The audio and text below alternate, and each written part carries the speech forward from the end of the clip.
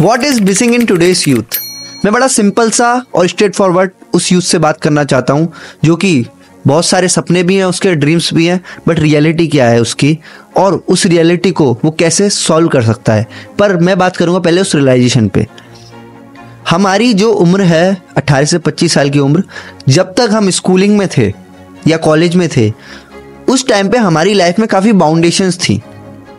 और जैसे भी लोग धीरे धीरे बड़े हुए हैं अपने टाइम में, मैं उनके साथ काफ़ी एम्पैथी रखता हूँ। वो बाउंडेशन किसी को पसंद नहीं आती है, राइट। मेरे को भी नहीं अच्छा लगता था। घर पे बहुत रिस्ट्रिक्शंस थे, कहाँ जाना है, कहाँ नहीं जाना है, कब उठना है, कब खाना है। इन सब चीज़ों पर रिस्ट्रिक्शन आपकी भी लाइफ में बचपन में हुए होंगे मुझे लगता है, क्योंकि पेरेंट्स चाहते हैं उनका बेटा टाइमली उठे, टाइमली पढ़े, टाइमली खाए।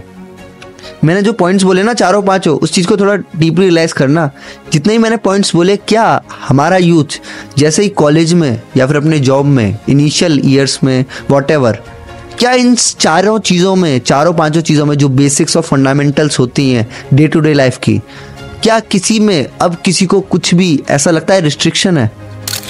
नहीं है, राइट। और हम चाहते भी हमेशा थे कि फ्रीडम मिले, पर इस फ्रीडम से जो बड़ी प्रॉब्लम बिल्ड हो रही है वो हम नहीं समझ पा रहे हैं। वो क्या है? वो है कि हम सबके अंदर वो डिसिप्लिन खत्म हो गया है। इससे पहले एक डर था पेरेंट्स से, तो लगता था कि हाँ भाई डिसिप्लिन रहेंगे, क्योंकि पता नहीं था डिसिप्लिन वर्ड भी क्या होता है। मुझे पता था रिस्ट्रिक्शंस हैं और उस रिस्ट्रिक्शन के अकॉर्डिंग हमें अपनी लाइफ स्टाइल को अरेंज करना है। और बहुत सारी चीज़ पसंद भी नहीं आती थी, नहीं भी, और हम नहीं भी करते थे। धीरे धीरे अलग अलग बातें हैं, अलग अलग चीज़ें हैं। पर मेरा कहना यह है कि अगर आपको पता है कि जब आप उस टाइम पे पढ़ते थे, याद है एग्ज़ाम की प्रिपरेशन करने के लिए कितने कितने घंटे पढ़ते थे।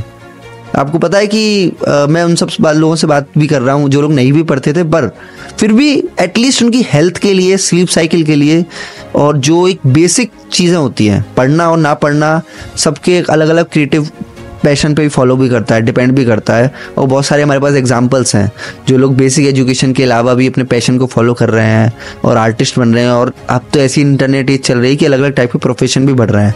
मेरा कहने का मतलब ये है कि अगर आपको पता है कि वो बेसिक डिसिप्लिन आपके पेरेंट्स आपको देते थे, जब आप फ्री हुए आपने सारी चीज़ें ब्रेक करके ये तो सोच लिया कि आपको फ्रीडम मिल गया, पर आपने ये नहीं सोचा कि जो आने वाले आपके नेक्स्ट 5 to 10 ईयर्स हैं डिसिप्लिन ना होने की वजह से बिगड़ सकते हैं।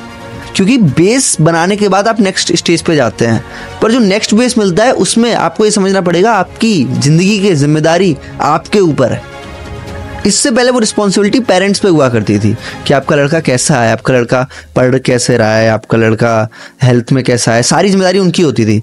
बट हमने ही उनसे बोला नहीं, जिम्मेदारी हमें दे दो, हम चाहते हैं ना फ्रीडम, और हम ही उसमें अपने आप को डिसअपॉइंट कर रहे हैं। और आने वाले टाइम में जैसे जैसे अगर हम इस चीज़ को नहीं सुधारेंगे डिसिप्लिन को, तो हम अपने 30s वाले सेल्फ को बोलेंगे यार अपना ध्यान नहीं रखा खुद ने।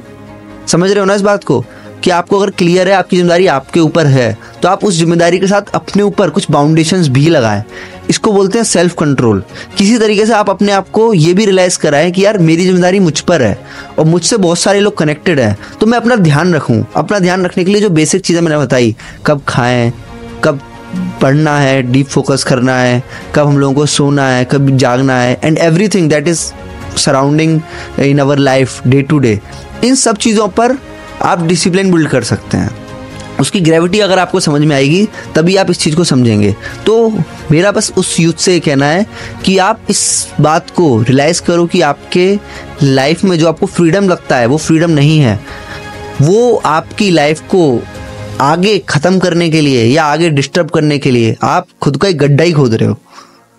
अब आपको इसका रियलाइजेशन क्यों नहीं हुआ? क्योंकि वो आने वाले टाइम में होने वाला है।